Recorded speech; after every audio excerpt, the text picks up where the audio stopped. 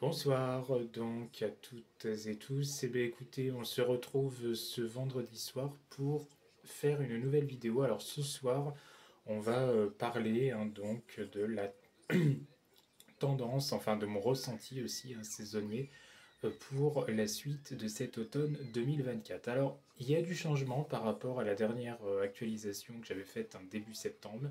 Je vois les choses différemment un petit peu, notamment sur le mois de novembre. En fait, il y a beaucoup d'incertitudes pour la fin de l'automne. Mais là, déjà, si on résume un petit peu la situation, on s'aperçoit que globalement, depuis ce mois de septembre, l'ensemble de ce mois de septembre a été le plus pluvieux depuis quand même 25 à 30 ans. Il faut remonter à peu près jusqu'à 1999, depuis septembre 1999, pour finalement avoir eu un mois de septembre aussi humide. Donc c'est quand même pas anodin, malgré tout. La fameuse année justement de la grosse tempête, Lothar et Martin. Est-ce un signe pour cette année? Bon, ça on ne sait pas, mais voilà. Et c'était la petite parenthèse. Et puis au niveau des températures, c'est très frais, bien sûr. On a eu quand même assez frais ce mois de septembre, il faut bien le dire. Et là, on a même battu 30 records de froid sur ce mois, notamment le week-end dernier. Et du côté d'Amiens, par exemple, et de Carcassonne, alors sur Amiens, c'est la première fois que c'est arrivé depuis l'ouverture de la station, qu'il fasse aussi froid, donc un mois de septembre, donc avec ce qui s'est passé le week-end dernier. Et puis à Carcassonne, là, le record que nous avons eu, c'était 2,5 degrés en fin de semaine dernière, enfin le week-end dernier. Et ben là, c'est pareil, c'est un record. Il faut remonter à 52 ans en arrière pour retrouver une telle situation quand même au mois de septembre. Donc vous voyez que c'est quand même pas banal. Donc maintenant, à quoi peut-on s'attendre pour la suite? Alors là, sans surprise, le mois d'octobre va rester dans la continuité du mois de septembre, donc il va continuer dans l'humidité.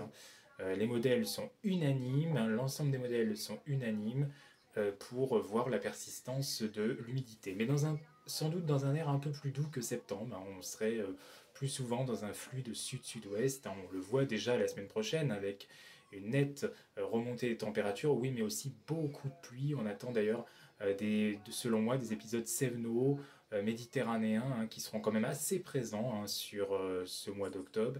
Et puis on va surveiller aussi des restes d'ouragans qui jouent un peu les troubles faits d'ailleurs ces dernières semaines dans les prévisions. Il y a beaucoup de changements face à ça. Donc à surveiller parce qu'on risque d'avoir pas mal de coups de vent sur le pays. Voilà. Si ce n'est plus, même parfois. En tout cas, déjà la semaine prochaine, ça sera particulièrement agité et ça pourrait durer. Ça pourrait durer jusqu'aux vacances de la Toussaint. Après, selon moi, je verrai peut-être le retour temporaire de l'anticyclone.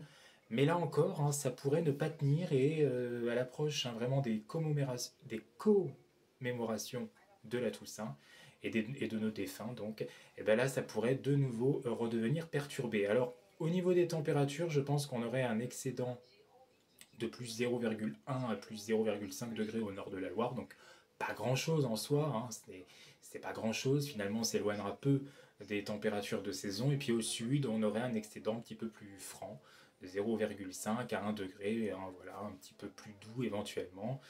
Pour ce mois d'octobre, ça semble quand même plus inévitable que septembre. Et au niveau des précipitations, on aura encore un excédent très prononcé. Je pense qu'on aura au moins plus de 40% à l'échelle nationale de précipitations, si ce n'est même plus parfois, notamment sur le sud-est. Ensuite, pour novembre, alors là, il y a encore beaucoup d'incertitudes. Rappelez-vous, au tout début, vraiment donc au cœur de l'été, l'été dernier, je disais qu'on aurait un mois de novembre froid, froid et sec. Ensuite, j'avais plutôt pensé à un mois de novembre doux au mois de septembre, mais toujours humide, dans la continuité d'un flux d'ouest à sud-ouest. Et aujourd'hui, je suis plus timoré sur la question, parce que j'ai consulté les dernières mises à jour du modèle CFS, notamment, qui lui verrait potentiellement un mois de novembre bien froid sur la France, assez froid et hivernal potentiellement, parce qu'on pourrait avoir une dorsale, en fait l'anticyclone pourrait s'étendre jusqu'au Groenland, jusqu'à l'Islande, et donc ça nous placerait dans une nao moins. C'est super, ça veut dire des flux nordiques. Alors on verra si ça ne sera pas non plus des flux trop asséchés, bien évidemment, parce que pour la Passion, ça ne va pas donner grand-chose au final, mais en tout cas on aura du froid, on aura peut-être du froid sur ce mois de novembre. En fait, moi je pense qu'on pourrait alterner le chaud au froid, et donc on aurait finalement au final peut-être pas d'excédent thermique ni de déficit thermique, ou alors peut-être même un très léger déficit. Je préfère pas trop me prononcer sur les températures, hein, parce qu'à vrai dire, je ne sais pas. Et d'après moi, au niveau des précipitations, ben, on continuera quand même toujours à avoir de l'humidité. Alors peut-être moins que septembre et octobre, hein, ceci dit, mais quand même, je pense qu'avec le flux qui par moments sera orienté à l'ouest, sud-ouest, et puis à d'autres moments plutôt ouest, nord-ouest, voire possiblement donc nord, hein, vraiment un flux plein nord, et ben on aura encore pas mal d'instabilité. Hein. D'ailleurs, avec un flux nord, si c'est humide, hein, si l'anticyclone reste bien en retrait sur l'Islande et le Groenland, mais qu'il y a donc suffisamment d'humidité qui descend donc hein, dans ce flux nord de l'Arctique et puis de la mer du Nord, etc., avec cet air froid, et ben, au mois de novembre, on pourrait très bien avoir des giboulées. Alors, on n'a pas d'orage au mois de novembre, hein, c'est vraiment exceptionnel quand on a des orages hein, sous les traînes ou sous les giboulées. Mais on peut avoir du grésil hein, encore, et on peut avoir même de la neige fondue, hein, et parfois même de la neige seule, hein, notamment aux heures les plus froides, pourquoi pas, sous forme de giboulées. Ça pourrait être possible hein, dans la moitié nord et dans l'est du pays. Bon, je dis ça avec beaucoup de précautions, hein, bien évidemment, on ne sait pas encore ce qui pourrait réellement se passer, mais c'est un scénario qui est plausible hein, quand on regarde en tout cas CFS, en tout cas au niveau de la masse d'air. Voilà, la masse d'air pourrait être plus froide en fin d'automne, c'est ce que on pense. Donc est-ce que après l'automne qui aura été doux, on aura un hiver, enfin l'automne qui aura été précoce, pardon, et donc cette fin d'automne et l'hiver, est-ce que l'hiver en lui-même sera précoce hein bah, on ne sait jamais, en tout cas, on reste prudent hein, sur cette évolution, ça restera à confirmer. Donc du coup, au niveau des précipitations, ça sera peut-être un peu moins prononcé que septembre et octobre. Je pense qu'on aura plutôt un petit excédent de plus 20%. Voilà, si on avait à résumer la situation. Puis notons que des mois de novembre précocement froids, il y en a déjà eu. Hein. Il y a eu 2016, il y en a eu des mois de novembre. Hein. Il y a même eu 2017, hein, début novembre 2017. Voilà, donc on a comme ça des coups de froid parfois qui peuvent intervenir. Bon, ça ne signifie rien pour la suite, ceci dit, mais c'est quand même bon de prendre quelques exemples qu'on a pu avoir hein, dans l'histoire météorologique. Et puis pour décembre, dernier mois de l'année, alors là, d'après moi, je continue à penser qu'il sera plutôt doux. Voilà, hein. On serait sur un excédent thermique de plus 0,5 à plus 1, voire possiblement plus 1,5, hein, notamment dans la moitié sud. Donc il fera bien doux, possiblement pour ce mois de décembre.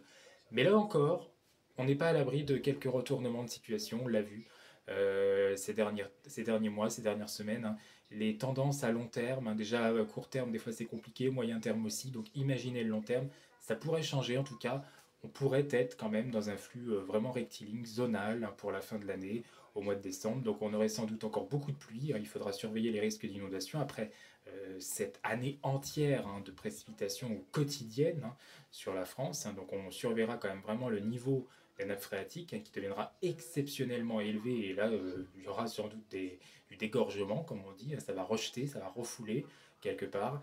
Et puis voilà, et puis on surveillera le risque de coups de vent et de tempête, hein, bien sûr, parce que là on sera vraiment de plus en plus dans l'hiver. En décembre, ça y est, on sera dans l'hiver météorologique, hein, ce sera le premier mois de l'hiver météorologique, donc on aura peut-être de grosses tempêtes, et qui sait, vu que c'est la même année, hein, que finalement septembre a été le mois le plus pluvieux depuis 1999, bon, on ne sait pas, hein, on pourrait très bien avoir une tempête du siècle hein, au mois de décembre, on ne sait pas, la météo est imprévisible, hein, donc de toute façon tout cela restera à définir. Donc au niveau des pourcentages, si j'avais une... Alors oui, au niveau des précipitations, donc du coup, bah, pour décembre, même si ça sera en soi pas plus spécialement pluvieux que ce qu'on aura eu en 2023, bah, on sera quand même dans un niveau de plus 30% à peu près à l'échelle du pays. Il n'y a que la Méditerranée qui va renouer sans doute avec moins 10, voire moins 15% de pluie. Parce que là, après novembre, qui aura pu encore être parfois soumis aux épisodes séveno méditerranéens, sauf si le flux est plus nordique que prévu, donc plus froid, là il y en aura peut-être moins, mais si le flux alterne un peu comme moi je pense,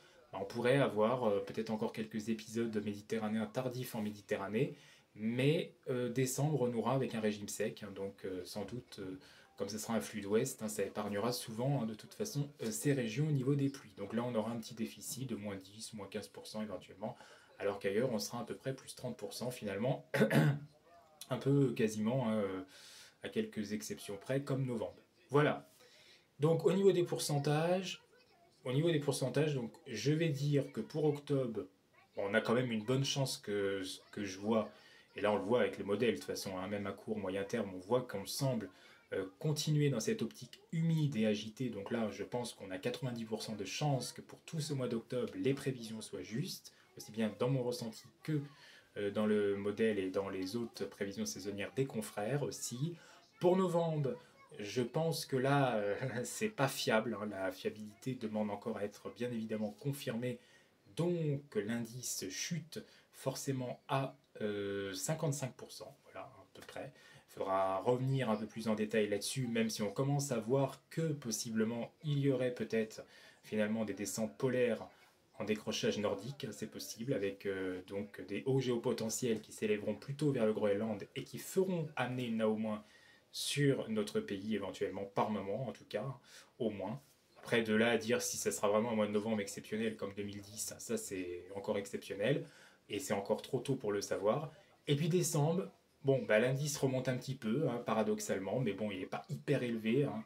Il remonte un peu par rapport à novembre, à 65% d'après moi, mais ça reste là aussi encore largement à confirmer. Voilà, du coup maintenant je ne referai pas, je pense, hein, de modifications particulières, et donc je pense qu'on se retrouvera désormais que lors vraiment des prévisions hivernales, hein, pour novembre, où là je parlerai de décembre, donc je verrai si je confirme la tendance au flux plutôt d'ouest rectiligne, zonal et donc agité et tempétueux, hein, possiblement même sur la France. Et puis ensuite, hein, j'évoquerai aussi vraiment le cœur de l'hiver pour janvier et février cette fois-ci, parce que là, on se penchera beaucoup plus sur la question sur l'ensemble de l'hiver à compter de novembre, voire même possiblement décembre. Mais déjà novembre, on aura une vraie vision d'optique, hein, donc là, on pourra donner des prévisions beaucoup plus fiables. Vous savez tout, passez une excellente suite d'automne. Merci à toutes et tous. Et n'hésitez pas à vous abonner donc, hein, sur ma nouvelle chaîne, Julien Dumont, bien évidemment. Vous êtes les bienvenus. N'hésitez pas à partager cette vidéo, hein, si elle vous a plu également.